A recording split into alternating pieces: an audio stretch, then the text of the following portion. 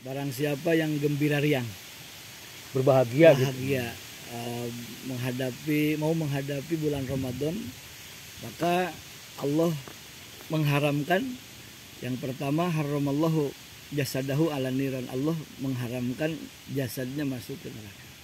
Jadi puasa itu kan kalau secara lugawi, secara ahli bahasa itu al-imsak ya, yang jadi setiap menahan apapun itu puasa. Menahan cinta sekalipun. Menahan cinta sekalipun itu puasa.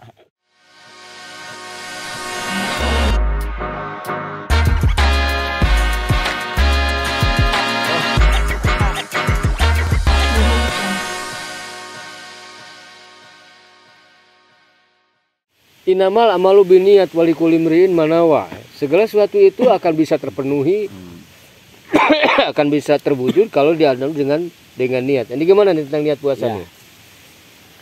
Tentang masalah niat puasa, yang pertama, kalau saum Ramadan itu beda dengan saum hari Senin Kemis atau saum Nabi Daud. Kalau Bukan puasa sunnah gitu. ya bukan puasa sunnah. Kalau puasa sunnah itu nggak harus tabiat, niat harus dimalamkan.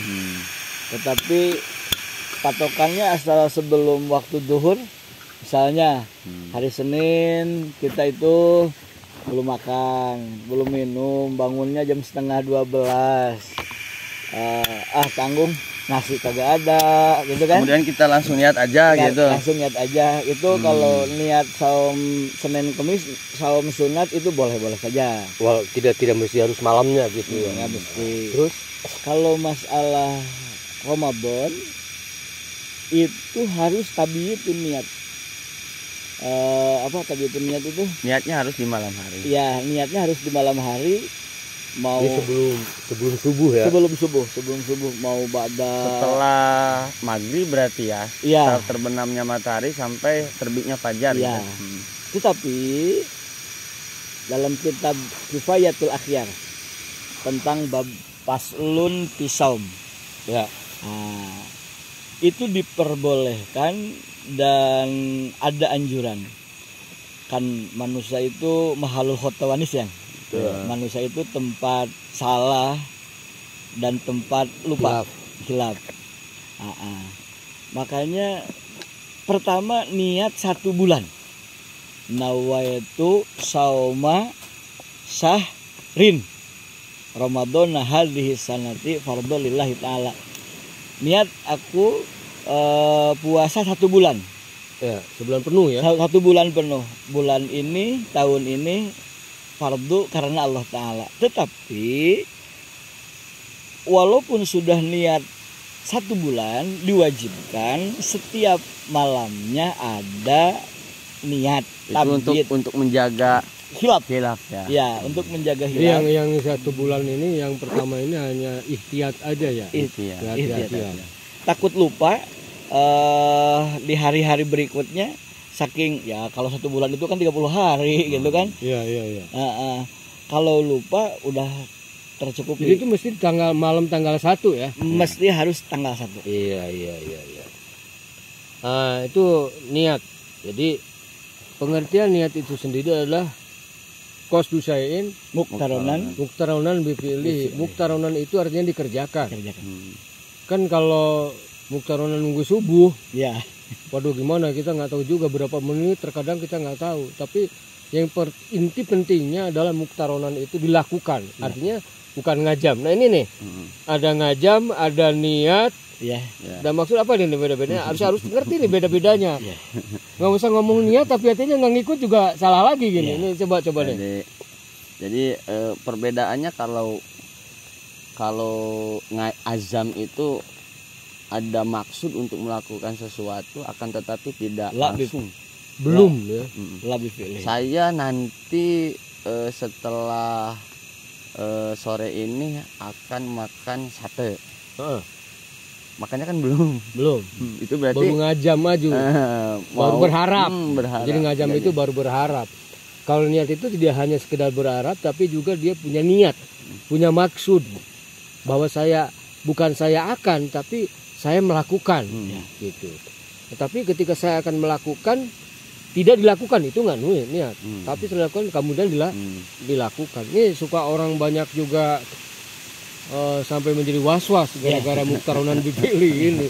Sampai kalau lagi sholat takbir dulu tuh muter-muter dulu gitu kan, nggak gitu juga kan? Oke. Dikarenakan kalau masalah niat itu untuk dibicarakannya hukumnya sunnah, adapun tempatnya niat wa mahalluha al-qalbu. Melafadzkan maksudnya. Iya, melafadzkannya itu hukumnya sunnah dan tempatnya niat itu di hati. Juga penting yang kayaknya untuk mengetahui tentang persyaratan puasa itu sendiri. Oh iya. Kan, Oh ya jelas lah. Orang puasa begitu niat dia nggak tahu batanya, nggak tahu syaratnya, gitu kan. Kayak orang kalau perempuan itu head, ya dia karena nggak tahu dia ikut aja puasa berasa udah melakukan. Padahal nggak begitu juga. Oke. karena kan tadi kembali lagi manfaria, salah satu manfaria itu ketika kita mengisi kajian-kajian di majelis taklim, itu kan bisa diisi dengan membahas tentang apa puasa, kemudian persyaratan, kemudian rukun. Itu kan bisa disebut tradisi munggahan, akan tetapi diisi dengan dan tradisi munggahan itu artinya tradisi munggahan itu sah-sah saja.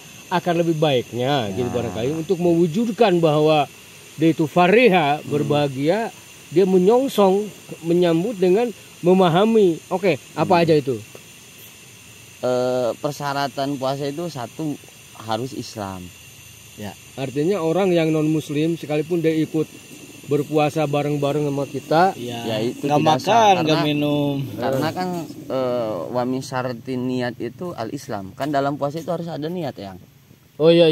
Dan syarat niat itu, sahnya niat itu harus Islam. Berarti kalau misalnya orang kafir dia puasa, maka puasanya nggak sah. Karena niatnya juga nggak sah. Artinya tidak sah ibadah ya. Iya, karena niatnya juga laparnya nggak. jadi laparnya malah. Jangan, Adinda jangan kan gitu. Walaupun kita sudah niat, tapi kita keluar dari muslim juga itu kan udah batal. Iya, namanya bukan Islam artinya. Kafir juga lah. Iya. Yang kedua itu lanjut ya. Ya, lanjut. Yang kedua itu adalah balir. Hah? Balir. Balik. Balik itu apa? Balik itu Taklif lah, mukalaf. dia sudah menjadi mukalaf. Tandanya? Artinya kalau orang itu sudah mukalaf berarti sudah terhitobi oleh hukum syara ya. Iya.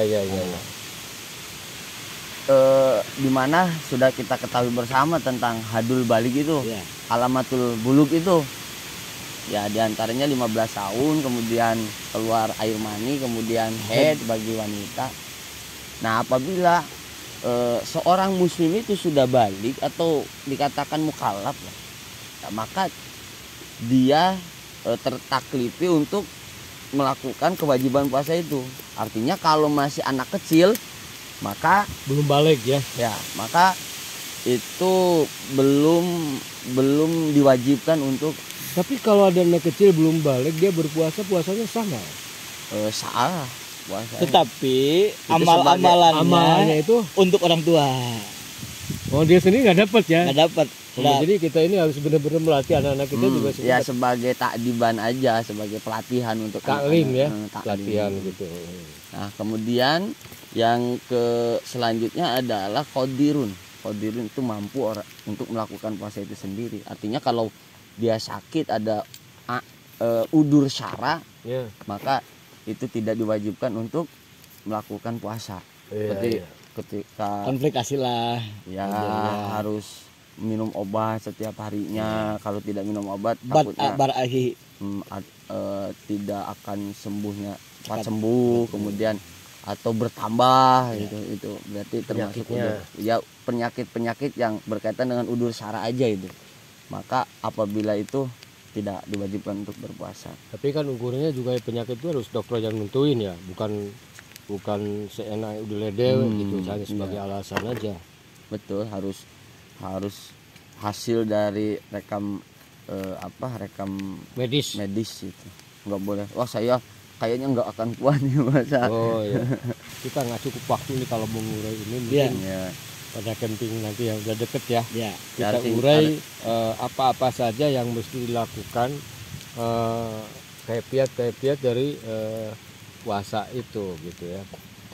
Yang jelas juga ini kalau dengan munggahan ini di samping tadi diisi dengan pemahaman tentang kepiat melaksanakan ibadah puasa, di sini juga terjadi silaturahmi ya. Iya. Sehingga diharapkan dengan adanya silaturahmi tidak ada sekat antara saudara atau dengan tetangga sekalipun, sehingga terjalin sebuah komunikasi yang baik, tidak lagi terjadi sengketa-sengketa.